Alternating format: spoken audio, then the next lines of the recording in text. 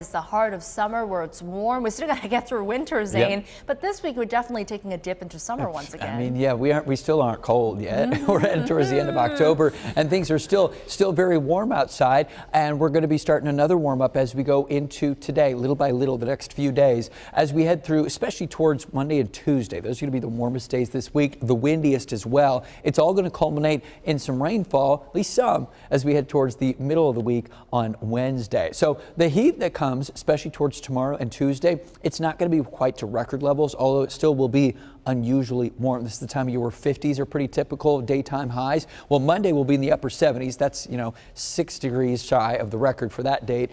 Tuesday, 83 is our forecast, that's quite warm, but still the record for that date is 89. Actually, the nights will probably be the warmest compared to normal the next few nights. Let's go to today. So highs today, probably upper 60s, a few 70-degree readings possible out in western Iowa. Tomorrow, jump several more degrees into the middle to upper 70s. We just mentioned not to records, but still quite warm. It's all because of the winds that are going to increase here. By the time we get towards tomorrow, we're probably looking at some 30-mile-per-hour wind gusts out of the south. So that's why, despite the fact we'll have probably some high-level clouds drifting overhead for Monday, we will still get those temperatures way above average. Those wind gusts strengthen further into Tuesday as the system approaches from the west. That'll kind of strengthen our winds even more, give them another little boost. So Tuesday, probably 40-mile-per-hour wind gusts. Again, still some clouds overhead, and we're still probably going to top 80 degrees. That rain chance then comes as that front to our west starts to move into Iowa towards Tuesday night and into Wednesday. In fact, there might even be a couple of maybe stronger storms out in northwest Iowa Tuesday night.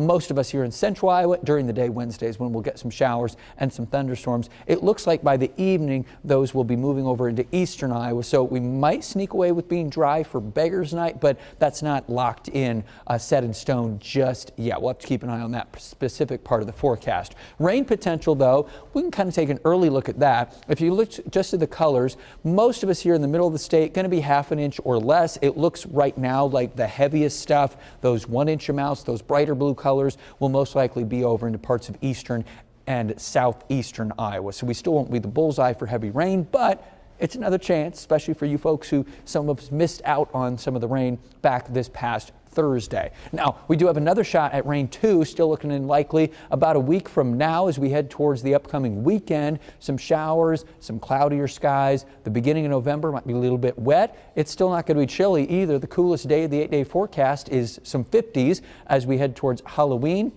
That's still pretty normal this time of year. After that, we'll be pretty mild, back up into the 60s the first couple days of the new month.